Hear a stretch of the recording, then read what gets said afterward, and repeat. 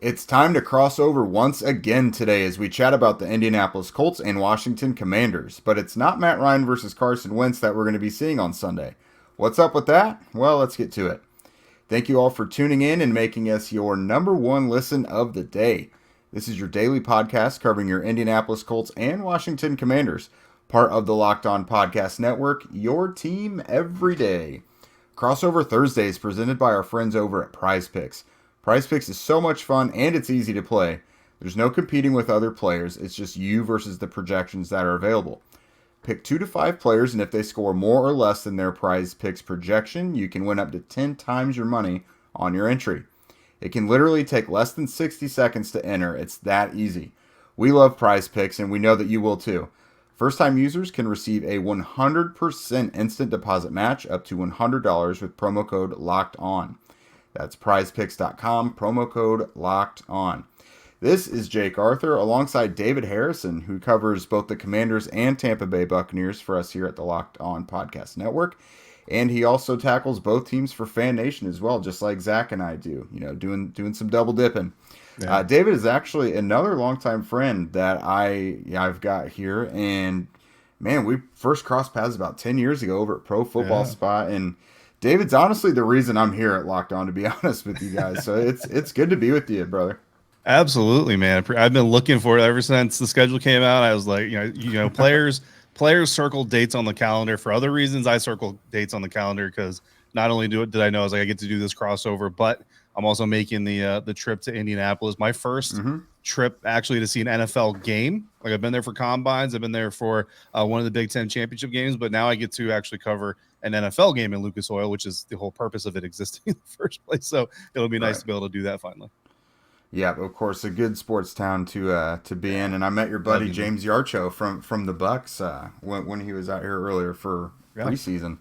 So today we're gonna just totally digest Colts and Commanders in this Week 8 matchup and the wackiness that it truly is. Like when the season began, I don't think any of us thought this was what it's gonna look like, but sure enough, David, I will roll out the guest carpet for you. What's the biggest storyline you're looking at from a Commander standpoint? It's Taylor Heinicke, right? And I mean, I know it's quarterback driven league, it's a passing league, so we all know all that stuff, but Taylor Heinicke specifically with this team, not just because he plays quarterback, but because of what he kind of embodies within the roster and within the fan base. Like this fan base, no matter who the starting quarterback is, to be quite honest with you, as long as Taylor Heinicke is the backup, there's always going to be kind of this below the surface simmering desire for the fans to see number 4 take the field because he's such a fighter. He kind of embodies the underdog kind of mentality. I mean, honestly, like you could probably write a movie script about Taylor Heinicke's story, and you got movies like Rudy and I can't remember the one about the guy from Philadelphia, like the title of it, but like you have some Miracle. Of these stories. What was it? I think it's Miracle, the Mark Wahlberg one. Absolutely. Yeah.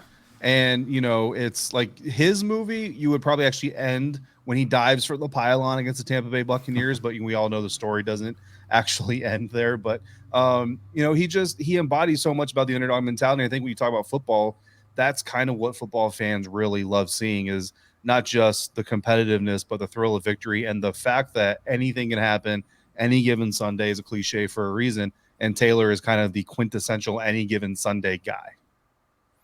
Yeah, honestly, it's very eerie, similar circumstances for the Colts because Sam Ehlinger is now the quarterback that we're seeing. Again, great story, just like with Heinicke, coming out of Texas, 6th-round pick, had some tragedy going on. Several years ago, his father passed, and then it was like a day or so after he was drafted by the Colts, his brother passed away as well. He earned the backup role as a rookie last year, backup quarterback behind Carson Wentz. And now, this year, worked his way from 3rd behind Nick Foles and Matt Ryan to backup. And now, 8 weeks in, midway through the season, he's the starter. Probably a little nudge from ownership to help that come along. But honestly, just looking at how he played in, especially this preseason, like he was really, really good this preseason.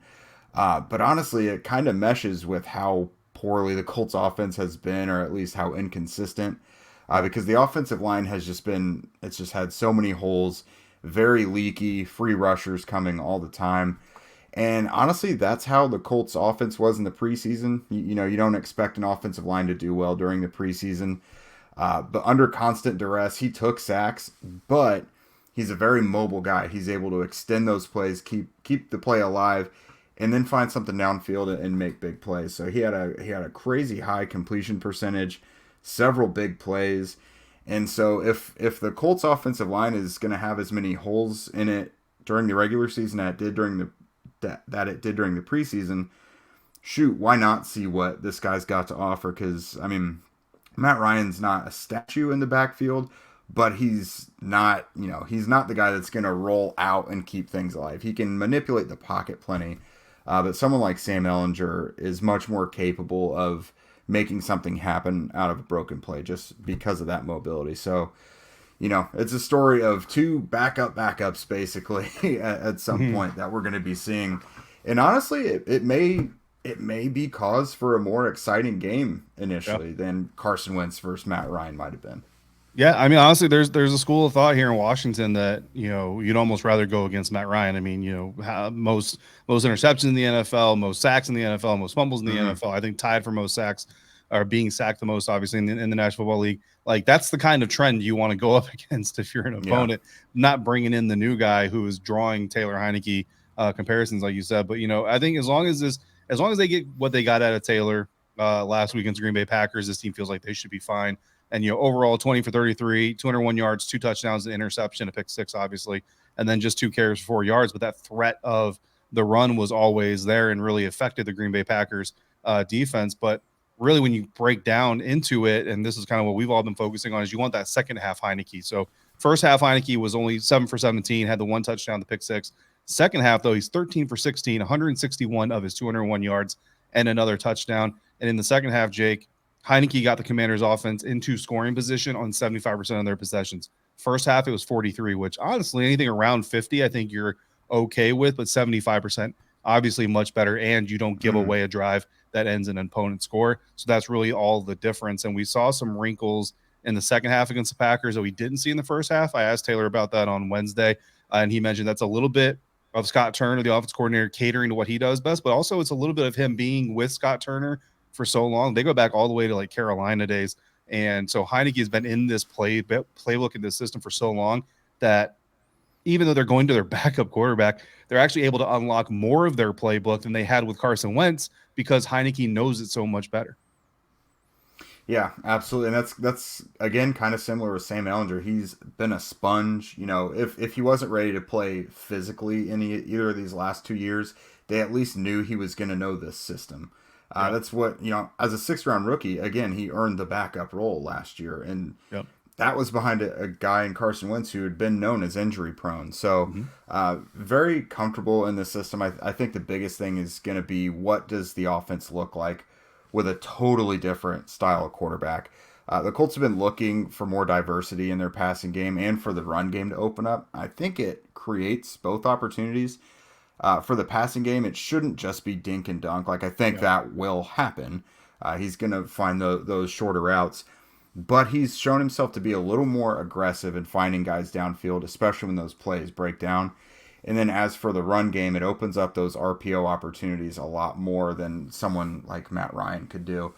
And, Jonathan Taylor has yet to really have that Jonathan Taylor moment this year. He had a big game in week 1, but nothing much since then. This could help that a lot. The RPO, just get things back to where it was last year with Carson Wentz. And maybe that brings out another comfort level with Jonathan Taylor. Now, part of it's been the offensive line, a big part of it. But still, schematically, if you get things back to how it was last year, maybe Ehlinger can help them with that. We'll see. But it could make things better for the offense. It remains to be seen. Absolutely. Getting more athletic never hurt, right? As long as you use it the right way. Exactly. Before we move on and talk about the biggest matchups that we're going to be keeping our eye on, I want to let you guys know about one of my favorite sponsors, Bird Dogs. Fellas, Bird Dogs just launched sweatpants. It is absolutely sweatpants season. I'm wearing some right now. They're crazy comfy. It's like you're wearing pillows on your legs. It is fall golf season after all as well, so while you may not play like Tiger, you'll feel just as good. Or Shooter McGavin. I don't know about you fellow golfers, but if you're not putting up the shooter after every putt made, I don't know. Bird Dog's joggers are also a higher quality than Lululemon and they're $20 less. What are we talking about here? Go buy some Bird Dogs. Are you the guy that still wears shorts in the winter?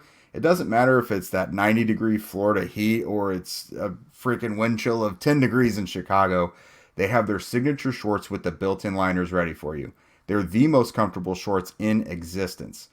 Go to birddogs.com and enter promo code locked on, and they'll throw in a free Bird Dogs rope hat. That's birddogs.com, promo code locked on, and boom, a free Bird Dogs rope hat with your pair of Bird Dogs. They're the most comfortable shorts, pants, and sweatpants with built-in liners. You will not take these things off, I promise you. Next up, whether you're looking to pop the question, you have a milestone to celebrate, or you want to let your love sparkle, Blue Nile can help you make your celebrations even more memorable. As the original online jeweler, Blue Nile offers the largest selection of independently graded diamonds and pieces priced significantly below traditional retailers. Blue Nile has helped millions of couples create their perfect engagement ring. Their easy tools let you choose the diamond shape, size, and clarity, as well as the setting style. Blue Nile's bench jewelers will then help you handcraft her perfect, one-of-a-kind engagement ring. Shop stress-free with Blue Nile's 100% satisfaction guarantee. All Blue Nile orders are insured and shipped for free in discreet packaging, so whoever's getting the gift doesn't know what it is. And they also offer overnight shipping if you're in a rush. You guys, don't tell my wife, but I've actually been looking for the specific piece that I know she wants, and Blue Nile was an easy idea for a great first stop. Make your moment sparkle with Blue Nile. Go to BlueNile.com and use promo code LOCKEDON to save $50 on your purchase of $500 or more. That's BlueNile.com, code LOCKEDON to save $50 on your purchase of $500 or more. BlueNile.com, code LOCKEDON. All right, David. So we're looking at specific matchups now, just beyond the storylines. For me, one area I'm hoping that Sam Ehlinger kind of gets the Colts rolling in and gets more consistently is the tight end usage. I mean, we've seen that these guys can be really dangerous. Week 4 in their first matchup with the Titans, the Colts tight ends as a group had the most productive day of any tight end group in the NFL in the season to date. Mo Alley-Cox had 85 yards and a pair of touchdowns. Jelani Woods got involved. Kylan Granson got involved. But on a week-to-week basis, you just never know if any of these guys are going to have 15 receiving yards. So Sam Ehlinger now settling in and probably making things a little simpler. It seems like this is a good opportunity for the tight ends to get more involved.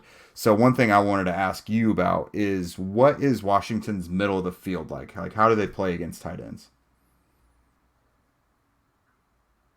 Yeah, so when you look over the middle of the field, you're really looking at linebacker Cole Holcomb and their Buffalo nickel Derek Forrest, and that's kind of where the Commanders' defense gets a little bit more interesting. Is obviously they have their sub packages just like everybody else, but in their base package, they run what 4-3 is what you would call it, but they don't have 3 linebackers on the field. They have that hybrid safety linebacker Derek Forrest, but they'll also drop Cam Curl into the box depending on the matchups and the looks they're getting from the offense, and let Derek play the more traditional kind of higher up, still strong safety type of, higher up in the formation. So it's really going to be dependent on how Jack Del Rio wants to attack the Colts offense. And then once they look at what the Colts offense is doing, how they want to adjust moving forward. So if Cam is getting bodied by a bigger tight end, you might see them switch and Derek comes down. But if they're using more of that kind of slower or the faster method of trying to attack the middle part of that field, you might see Cam Curl be the guy that comes back down in the box. And then Jamin Davis is starting to become more of a kind of a roamer, click and close on the screen, set the edge on the outside run, try to sack the quarterback type of deal. I think that fits his skill set a little bit more. The thing about Cole Holcomb, though, is he missed practice on Wednesday with an injury. Honestly, didn't even see him out there for warmups, and that's or like stretching, and that's where you kind of really get a little bit concerned. Is it's one thing if a guy goes through stretches, goes through some of the individuals, doesn't complete the practice, but it's another thing when you don't even see them out there, because it means they're probably getting treatment inside the building while everybody else is even stretching. And so that's going to be a concern, because not only is Cole that type of player, but he's also one of the team captains of the defense and a guy who's really been growing into his role as well. Yeah, it sounds like the Colts tight end size could be a little advantage there then, because between Mo Alley-Cox and Jelani Woods, they've got basketball size. Woods 6'7", Mo Alley-Cox 6'5". So hopefully that's an area that the Colts can get rolling again. What's something that you kind of thought looking at the Colts roster you might be Yeah. interested in looking at for the Commanders? Yeah, it's going to be the Commanders' running game versus the Colts' run defense. And I know that there's some conversation that, maybe the Colts' run defense isn't the greatest in the league, so the Commanders could possibly get some ground there. I'm not even so much worried about exactly how much they do against the Colts' run defense. That might sound kind of weird. So last week, the Washington Commanders were 50% run, 49% pass, which is pretty balanced. But to be honest with you, going back through their 4-game win streak last year, during the middle part of the season with Taylor Heinicke quarterback. They were much more run heavy, and that's kind of how Scott Turner, I think, would like to do it. And if it wasn't for the fact that the Commanders came into the second half trailing the Packers, I think you would have seen that approach earlier on in the game. Even still, by the end of it all, Brian Robinson, the rookie running back, who's really still this is his 4th game back, so this is kind of like his last preseason opportunity from the old school preseason guys that remember the full 4 games. So he's still kind of getting up to full speed. Obviously looking pretty good, but he had 20 carries last week, 73 yards. Antonio Gibson chipped in 10 more carries for 59 yards, which, 30 carries, 160 or so yards is a good stat line, not an explosive stat line necessarily, but each running back had carries for 20 yards or more. And that's really kind of where the key is they like to kind of hit you with those jabs and the body blows and then try to get the big one. And then when you're stacking the box to run it or to stop the run, that's where they hit you with the play action, hit a guy either running free like Curtis Samuel, or they try to take that deep shot to Terry McLaurin like they did last week on Jair Alexander. Yeah, I was wondering how that transpired, kind of how I heard things when Heinicke started out slow, and that McLaurin dagger was just really. All right, so another area I was curious about Ehlinger capitalizing on is during these preseason games, he showed that he does like these big Colts outside receivers. During the preseason, it was primarily Mike Strawn and Desmond Patman. He loved going to those guys. It was another thing where the plays broke down. He loved finding them downfield and utilizing their size in those matchups. Mm-hmm. And so now during the regular season, that's Michael Pittman Jr. and Alec Pierce. Pittman Jr. hasn't really been used downfield as much as he was with Carson Wentz. Carson really liked to find him anywhere on the field. Alec Pierce has been a chunk play, a big play receiver. So curious as to how Washington's boundary corners are able to play against those guys who have clear size matchups typically. Yeah, absolutely. I mean, 2 of my favorite receivers coming on their respective drafts. I mean, I wanted either team I covered to take either one of those guys, and they ended up both in Indianapolis. So I'm looking forward to seeing them in person for the first time as NFL players. And I think the question for me is going to be, can Benjamin St-Juste still maintain the consistent play that he's been playing or the level that he's been playing at? And I think it's almost starting to feel a little disrespectful, to be quite honest with you. So Benjamin St-Juste in his second year out of Minnesota was an outside corner last year, kind of a depth outside perimeter defender, but had a lot of concussions, or 3 concussions in his rookie season that kind of held him out. Coming into this year, they wanted to make him their nickel, move him inside. He was doing okay, adequate, right? He was holding his own. But William Jackson III, who they signed away from the Cincinnati Bengals 2 years ago, was really struggling. So he has since been benched. Like, you don't have to color it any other way. He's been benched. Benjamin St-Juste moves outside. Rashad Wildgoose moves into the nickel, and Benjamin St-Juste has been locked down. I mean, he's given up some plays and all that, but he's been one of the better cornerbacks, I think, in the league since he's made that transition, and a lot of people aren't really talking about it. So the more he plays, the more consistently he plays, the better you kind of feel about him. But I still kind of wonder if there's just going to be that game that young guys tend to have where there's just one game where they just get got. And like you said, Alec Pierce and Michael Pittman Jr., they both kind of bring equal potential, just separate styles. And if the Colts can find one of those styles that works against Ben more than the other, then it could be a long day for him. And then on the other side, I look at Kendall Fuller, who's much more of a zone type of corner, not really very physical, doesn't have a lot of imposing physical traits. And I think, I'm worried about Alec Pierce running right by him or hitting him on a double move and burning him.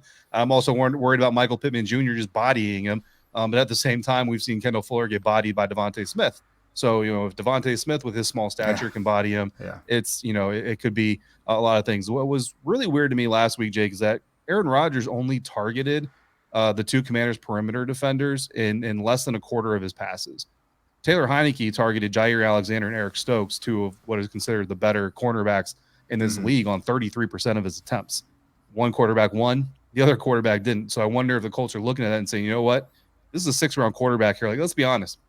If Sam goes out there and struggles a little bit, it's not like the world is going to be falling down around him, right? And people are going to be, okay, he's a 6th round pick, 2nd year, first start, give him a ton of credit. So there's really not a reason to not be aggressive.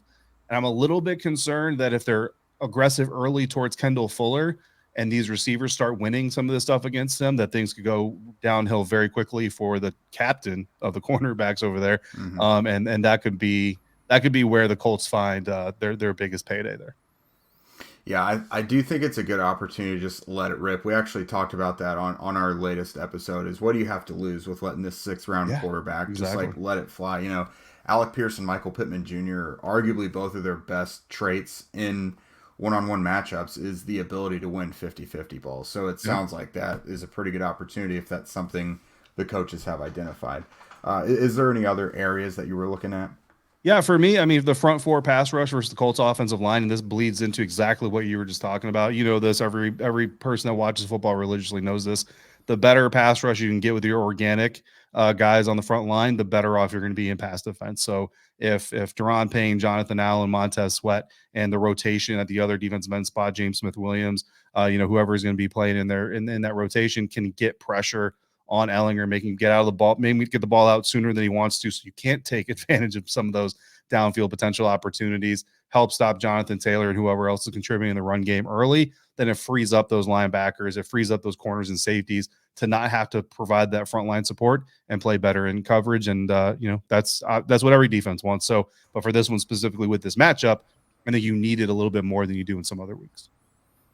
Yeah, I'm quite confident in the abilities of Washington's defensive front to make at least a couple things happen in this matchup. Yeah, a lot of people are, but hey man, like we said, right? Any given Sunday, I'll say it like a 4th time today. I'll say it for sure. I mean, the Colts offensive line has really only had like one solid performance, and even that they were like at an average level. So I would be very surprised if Washington didn't get the check mark on that one. Yeah. All right, so we're going to put a bow on things here shortly, but before we do so, let's tell you about the best dang home security company out there, SimpliSafe.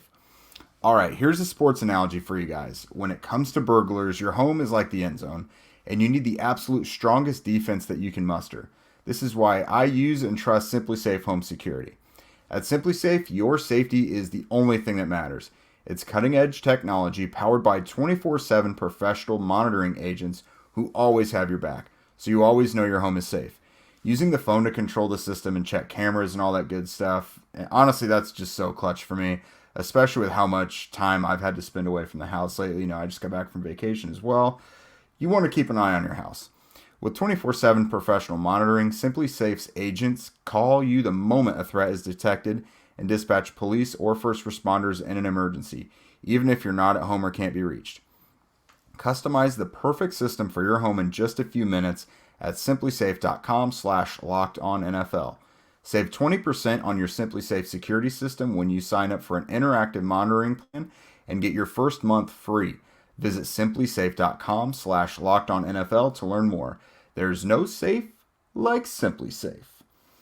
All right, Dave. The moment is here. It is time to figure out who's going to win this game. I don't know about you, but I truly don't know either way. But I will give you the floor and tell us what you think the score is going to be. Yeah, I've made a habit this season of if I think it's going to be close, I go with the Commanders just because, they're the team I see every day. I see the work they're putting in. I see the potential because you can see what they're trying to work on, trying to do. So it's easier to kind of feel confident in that angle. Obviously, I'm sure it's the same way with the Colts. 3-point spread. The Colts are favored right now, which, typically the home team gets a field goal. So really the bookmaker's kind of telling you it's a push, but we're going to give the Colts the benefit of the doubt because they're home. And I think it's kind of a smart way to do it because, Sam's making his first start. Taylor is kind of a box of chocolates because you never know what you're going to get from a drive-to-drive perspective. And honestly, Taylor's on the injury report right now. Now, he was a full participant, and Jack Del Rio was asked about, whether or not there's any concern about him starting. He kind of brushed it off and was like, he practiced, he's out there. There's nothing else to say, which, of course, that's what you're going to get. But, this thing could be interesting. I'm curious to see how this line moves over the week because Commanders fans are feeling a little confident about this matchup, and it might be a little bit of underselling on Ehlinger, but like if a lot of people start betting Washington, how the bookmakers go, they're going to start raising those. They're going to start shifting that line a little bit to make up for those bets that are coming in. I do have the Commanders winning though. I got 27-20. I've got the Commanders. Take the points, don't take the points, whatever you want. The Commanders going to win outright. That's the way I see it. My biggest thing, honestly, Jake, and this is going to be a little unfair from me towards Ehlinger because I haven't seen him since the Senior Bowl, right? Like I know he played in the preseason, but I don't evaluate the Colts, especially in preseason. He had that really long windup coming out of Texas. And I just look at a potentially suspect offensive line, a defensive line that's really getting after the quarterback, plus a long windup. Typically, you're leading the sacks, you're leading the strip sacks, and you're just leading to a lot of problems. Now, I'm sure the Colts, Frank Wright, especially as head coach, they've tried to coach that out of him. I just wonder if the bullets start flying faster and for real, if those old habits don't creep back up. Yeah, I have noticed mechanically. I think he's pulled in that arm a little bit, and his release does seem quicker than it did as a rookie. Because I know exactly what you're talking about with that long release, and that can be definitely problematic. Yeah. So for me, I definitely have it as more of a lower scoring affair. The Colts defense is a pretty good unit, and as long as there's not a pick six or the offense isn't just gifting the opponent points, the Colts can usually hold them low. So I have the Colts winning 14-10.